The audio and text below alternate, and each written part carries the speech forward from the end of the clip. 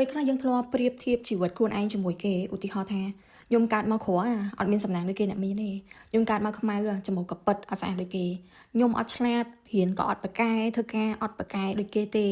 ខ្ញុំជាអ្នកដែលតូចទាបខ្ញុំគ្មានឋានៈគ្មានខ្សែបណ្ដាញដូចគេខ្ញុំជាមនុស្សដែលខ្មាស់អៀនច្រើនហើយអត់មានភាពជឿជាក់ដូចគេខ្ញុំគឺជាមនុស្សស្រីដែលមានភាពទន់ខ្សោយហើយអាចធ្វើឲ្យបានដូចគេអត់អាចធ្វើបានដូចមនុស្សប្រុសអត់អាចធ្វើដូចគេដូចមនុស្សស្រីដែលប្រកែ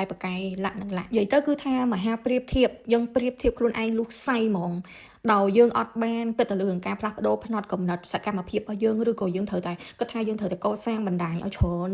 បើសិនជាយើងអត់បានគិតទេកុំសង្ឃឹមថាមានការផ្លាស់ប្ដូរឬក៏រីកចម្រើនទៅលើខ្លួនឯងការដែលយើងចូលចិត្តប្រៀបធៀបនៅក្នុងន័យអវិជ្ជមានណាគឺរមែងធ្វើឲ្យយើងមានភាពសោកសៅហើយយើងគឺជាមនុស្សដែលចូលចិត្តមើលងាយខ្លួនឯងធ្វើឲ្យយើងកាន់តែបាក់ទឹកចិត្តពិសេសគឺយើងធ្វើឲ្យចិត្តយើងគឺកើតការចំណែនបានគ្រប់ពេលហ្មងជឿអត់ថាការដែលយើងលះបង់រឿងអត់ប្រយោជន៍ខ្លះវាអាចធ្វើឲ្យជីវិតយើងរីកចម្រើនបានដូច្នេះបើសិនជាចង់ឲ្យខ្លួនឯងរីកចម្រើននិងមានការផ្លាស់ប្ដូរសូមបង្កើតជាមួយនឹងសកម្មភាពថ្មី